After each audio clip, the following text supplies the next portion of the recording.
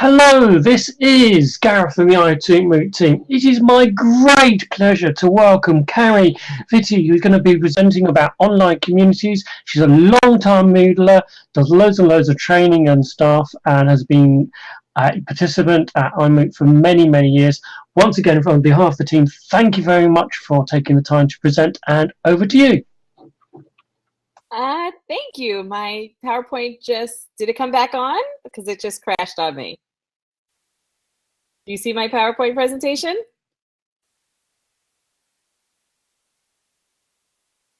Okay, I think that's up. Okay, of course, just as we start recording, I have another error on my computer, but now it looks like we're good to go. So this session is about online literacy communities. And I'm going to take you back a very long time ago. I'm going to ask that when you look at some of these slides, you will see some screenshots. There are some dates on there. These dates may be very, some of them are really old, but the purpose of it is really the same content. It's just that the dates are older and I didn't have availability to the same courses to take these screenshots again. And these are some of the courses I wanted to show you. So today we're going to be talking about online literacy communities. So I want to talk about my first experience with online literacy communities. And it was with a book talk. And this took place back in 2002. And I have to be honest to tell you that at that point in time, we were not using Moodle. We were using discussion boards. However, the success of this project is what drove us to explore options such as Moodle. And we fully implemented Moodle the following year. This experiment took place between, there we go. This experiment took place between two sixth grade classes. There were approximately 60 students in total. We started the week after Thanksgiving and we ended the week before Christmas. Now, I'm curious, 60 students, the week after Thanksgiving and ended the week before Christmas. How many discussion posts do you think took place over that period of time? Please go ahead and put a number in the public chat there. Oh, Gareth.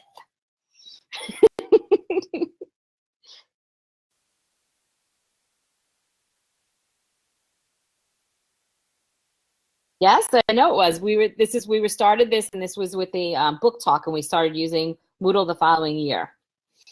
Okay, so nobody else has a guess in there? 2000?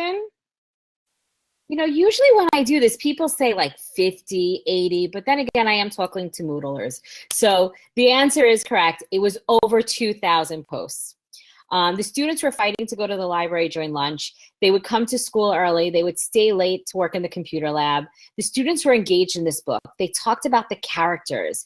They were making text-to-text connections, text-to-self, text-to-world. They enjoyed reading, and the conversations in the classroom was a whole new dynamic. The students debated issues. They discussed what happened. They made predictions like they never did before. These students weren't only learning, they were excited about learning. So what happened during this period of time is these students not only read the book, the teacher said that they've never had students reading, they've read the same book year after year, and they never had them reading them with such enthusiastic experiences because the book was relating to them at the time as they were being engaged in it, not just reading it for a purpose, but they were reading it to discuss it with their peers. Now, I want to remind you that this was 2002. This was long before students had internet-capable phones. It was 5 years before iPhones and iTouches existed. It was before netbooks were readily available, and it was 8 years before the original iPad was released. I continued to develop online communities and no longer consider them experiments, obviously, but they're now an important part of the English curriculum. The English teachers are not the only ones who use online literacy communities. Social studies teachers have their students reading novels about different time periods and discussing them as part of their curriculum as well. So we went from this discussion board format, and this is what prompted us to start using Moodle. Okay, so why did we use Moodle? Moodle was the flexible learning environment that allowed us to customize each of these projects to meet our specific goals. Before we look at the different types of literacy communities, I'd like to point out a few key factors to think about when you look at these examples. So the first thing you have to think about is who is your audience. So if you're creating an online literacy circle, community, you have to decide, are you working towards engaging administrators or administrators and teachers or students or parents and students or there's so many different ways that you can connect these because you can have multiple types of literacy communities, which you'll see in a moment. But you need to decide who your audience is. Then you have to decide, do you want your community to be designed around a read aloud or an independent reading? Okay. Read alouds ensure that all students have read the same content and also provide younger students, such as kindergarten, first, second, and third, an opportunity to participate in a book talk regardless of their reading level. So if you're doing it in kindergarten, the kids could read it together as a read aloud, and then they might collaborate with another class and the teacher's writing the response. Whereas in third or fourth grade, the book content may be more difficult for the students to read, but the teacher can read the book to them and then they can go ahead and respond. And then from fourth and up, depending on their level, they can read the book themselves and respond online. So you may not even have your students in Moodle. It may be just the teacher, or they might be doing it as a hybrid, depending on how you work. You also have to decide if you want to work with an individual class. So do I only want to work with my students in my classroom? So if I have 20 kids, do I only want to work with them? Or do I want to work with multiple classes and put them together? Okay, so I could do that a couple of ways. I might have my class and another class in the same building, or I might have my class and a class in another state or country. But then you also have to decide if you want to work with or without groups. And we're going to talk about the groups a little bit later when we look at literature circles and we look at the newspaper circles, current event circles. So let's look at a listing of a few of the different types of literacy communities, okay? So we have book talks. We have multiple class read alouds. We have parent and child book talks where they work together. We have book clubs, current event circles, literature circles. I'm going to show you something about the research process. It's not really a literacy community, but it kind of falls along the same lines because kids are working together. The journaling, that's an older slide, so I may skip over that one, but you'll take a look at that as well. And then there's blogging, books, and professional development, how you can use it for professional development. So the first one is a traditional book talk. And this one here this is an example of Lord of the Flies. And here the teacher took the book, The Lord of the Flies, and they broke it up into segments. And she used a series of different activities. So she did a poll for each of the sections of the book that the students were reading. So here she asked what type of leader is most effective, and the students would get a polled response. Then we have discussion forums. So there's a discussion forum in here where she asks a question and all the students participate in responding. This is done as a whole class here. She did this with multiple classes though. So each of her, she had a period 1, period 2, period 3. Each one worked individually. Next, we're going to talk about book clubs. Now, book clubs are rather unique. So a teacher can set up a book club for just their class. So they might pick a book that they're reading, break it down into segments, and have all their kids read it and discuss it. I've also done this where one school, say they had 3 fifth grade classes. Each teacher read a different book. So one read James and the Giant Peach, one read Maggie Marmalstein for President, and one read The Magic Tree House, for instance. And each of the classes were given a poll to decide which book they wanted to read. Essentially, what they decided at this point in time is each class was going to read the book, all 3 books, okay? All the students were going to read all 3 books, but one teacher facilitated each of those books over the course of the year. So they read with each teacher throughout the course of the year. So a sample of what that would look like is something like this, where here's the book and there's the chapters broken down and the discussion questions below it. And again, we put the polls in.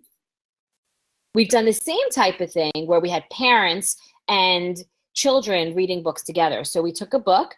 Sometimes we'll take a book that has a little bit more of a difficult content, and we'll have the parents and the students reading together and then answering questions. And you'll notice the last 2 slides, they look very similar to each other, where we have the chapters broken down, and then we just said discussion question 1, discussion question 2, and the question of the week. That's because we created a template. And in this example, we have this template that just says discussion question 1, and then where the discussion question, it says type your question here, discussion question 2, type your question here, question of the week, and then type your question here. So we're able to make a copy of this template, give it to a teacher, and then the teacher can easily just edit it to make it fit their needs. They don't have to really understand Moodle. They just have to learn how to edit. The next thing we're going to look at is a literature circle. So if you're familiar with a traditional literature circle, there's a character captain, a discussion director, a passage master, a wordsmith, and the connector. So essentially you have 5 different roles, okay? And each student is reading for a different purpose each week. So this is an example of a literature circle for Number the Stars. And you'll notice at the top it says student numbers. So the students were broken into groups. In this example, we actually had, I believe it was 3 or 4, I'm forgetting at the moment, 3 or 4 different classes. It was 4 classes. 4 classes, and each group, they were put into groups. So there were only a couple of kids from each class. So there might be 2 classes for kids from a class in California, 2 kids from a class in New York, and they were put into a group. So I was, for instance, group 1, right? And then each student had a student number. So I might be student number 1. And what we did was, for the week of April 4th, for instance, student 1 was the wordsmith. Then the next session, student 1 was the character captain. So they rotated through all their roles throughout the course of this reading, but they were only reading with 6 other students from different schools.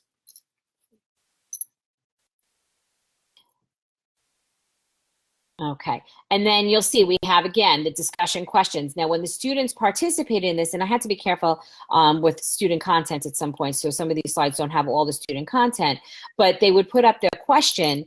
They would post in a discussion forum the forum name would be the name of their role for the week, and then everyone would have to respond. So here's an example of one of those discussion questions. Now here we see a current event circle, and the current event circle is very similar to the literature circle, where the students, again, are broken into groups, and there are 6 kids in a group, and there are 6 different roles. So they're only participating with 6 kids. Now this is also done with people from different states, because we like to get that global, well, cross-country perspective.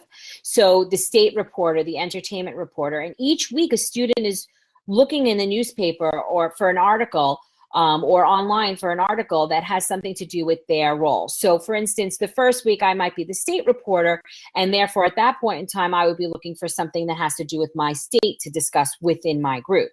The next week I would be the entertainment reporter, so maybe I would look for something about Wicked on Broadway because I'm in New York City. The next week I'd be the national reporter. So we would have to find the different roles, what our role is, and we'd have to correspond with our group about that role at that point in time. So here's an example where we'd ask them to post their job assignment as the discussion title, and then they would only be able to communicate with the people within their group. The next one is a research project.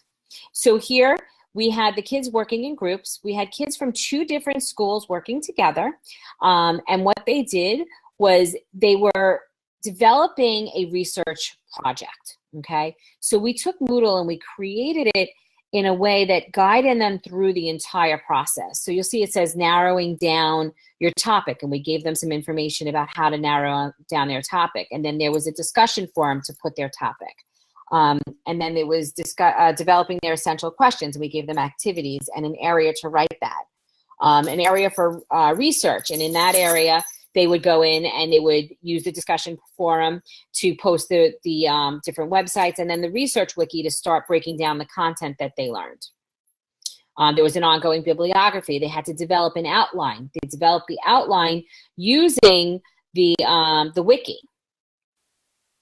And then they would go on throughout the project. What's nice about this is that they shared their project. We asked them to create their project using any format that they wanted. And basically any type of format that you can create, you can show some sort of artifact. So if it was a PowerPoint presentation, they'd upload the PowerPoint presentation. If it was an oral presentation, someone would record them with their phone, and then they would upload that video. If it was a poster, we would upload a picture of the poster. So they were able to, in that project sharing forum, post whatever the artifact was for the type of project that they created from their research, and then they were able to critique one another. This is the older one I was telling you about when we used the journaling, and they would journal about the book that they were reading. And they would have to submit, the teacher gave them a prompt that they had to read. This example here is professional development. So what we did was we took the book, The 7 Keys to Comprehension. We got parents and teachers together and we supplied the parents with copies of the book. Then what we did is we created, well, basically the keys are their chapters. So you see we have key 1, key 2, that's basically the chapters. And you'll see there's 2 discussion forums there, okay? The first one's planting the seeds. Now that is a guided one where we gave them a question that they would respond to. So we said to them, how could you plant the seeds to help your children create pictures in their minds when reading? And then everyone responded. The parents and the teachers together would respond in one long thread here. Then we have the second one where it says strategies, okay? So strategies for sensory images. So when I click on that one, basically this is an area where we allow the teachers to start creating their own database worth of ideas. So they would start a new topic and they would share their new topic. They would respond to each other and discuss how they would use that strategy. So this was really helpful for the parents as well as the teachers, because the teachers were able to get some insight as to what the parents do at home, and the parents were able to get some insight as to ideas that they can use that their teachers are using with their students and in the classroom. And this took place throughout the entire book, obviously. The next one we have is a book blog. So a book blog is where we had a single simple discussion and it was set up just for that student. Each student was given a different book, and as they were reading, they had to, instead of writing journal entries or keeping notes, they would go in and they would continuously add to their own discussion thread about the next what happened in that segment of the book, about their reading for that night, anything that they found interesting or things that they had to question or things that they wanted to discuss. So it was basically blogging about the book in a discussion forum. We felt it was safer than actually doing it on a formal blog because we had the control over it, and then the kids were able to click in each other's. So next we're going to talk about designing some of these types of communities. So there's a couple of things we need to do. In order to design literacy communities, before we even begin, we need to decide on a few questions. Who is my audience? Is my audience going to be teachers? Is it going to be parents? Is it going to be teachers and parents working together? Is it going to be students or students and parents? Is it going to be administrators? So you have a lot of different flexibility as to who you want to work with. A lot of our schools have utilized these in place of the traditional book talks that they would allow for professional development credits. So we would take a book like The 7 Keys to Comprehension and we would redo that just for teachers, and that would fulfill a professional development requirement that they may need to have. Do you want the students to read independently, or do you want them to participate in a read aloud? So is it a book that you need to read together to make sure everyone stays on the same page, or is it something that they can read individually? Do you want to work with one class, or do you want to work with multiple classes? Because if you want to work with multiple classes, you obviously need to connect with another school. And then you have to decide if you want your students to work together or if you want them to work in small groups. Because if you're working with multiple classes and you now have, 3 classes and you have 90 kids, it's a little too many to have in a general discussion. That's when you're going to have to start breaking it down into groups. The steps. So the first thing you need to do is you need to choose a book or multiple books that you want to work with.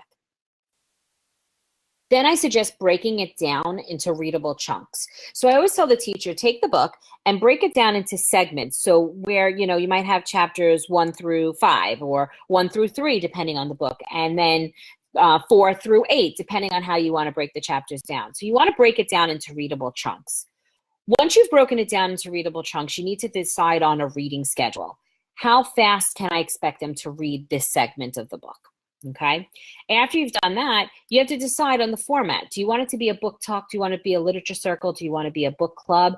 However you want to develop it, we have to sit down and decide at that point in time. Do we want to do discussion questions and polls? Do we just want to do discussion questions? Do you want to just have them blogging about the book? That's up to you depending on how you want to set it up. The most critical stage is developing open-ended questions. So I found that oftentimes teachers ask a question and that question has a definitive answer in some format. So you don't want to ask what happened to, how did Tuck respond when he met the stranger, right? That's not a good question because everybody's going to come up with the same response. It might be worded differently.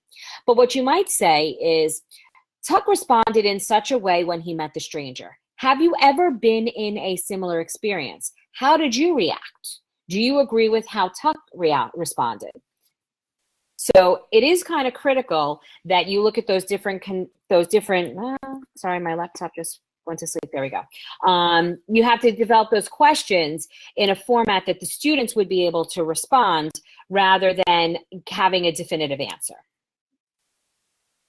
So the next question is, where do you find classes to collaborate with? Well, I created a discussion forum in my my course that has an area where you can communicate with other people. But I have lots of classes that I work with. I own a professional development training company called Train My Teacher, and we go out and do professional development all over Long Island. And that's our primary focus, but we also travel all over the country. Primarily we do, for instance, next week we have 9 trainers out on one particular day doing different professional development topics.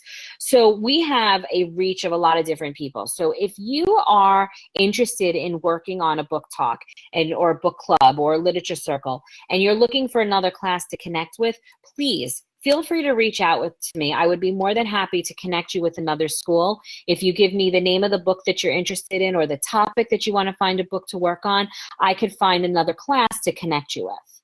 I know it was kind of short and sweet, but are there any questions about literature circles or literature communities or any ideas that you want to throw around and discuss at this point?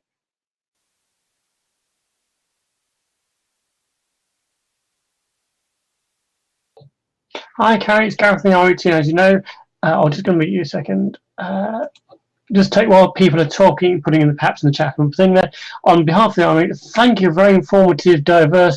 It was almost scary in the way that we could see how the interface has changed so much and the structure, but then this whole structure of using Moodle for exactly the same thing over a year has gone on. So once again, thank you very much for taking the time to present.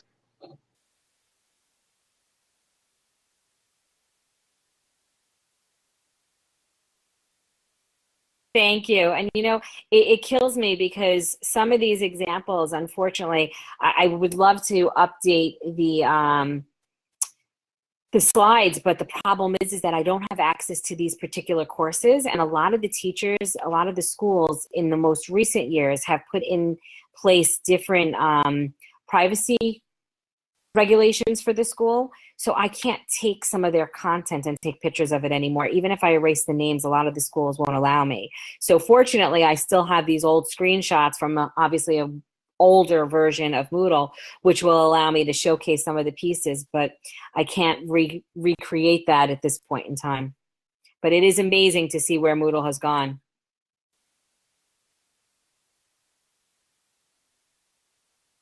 Thank you, Trish. If you have any ideas or if you want to work together, I'd be more than happy. If you need access to a Moodle site to collaborate with someone, I know some schools won't let other students from other places connect on their server. I'd be more than happy to host it for you as well.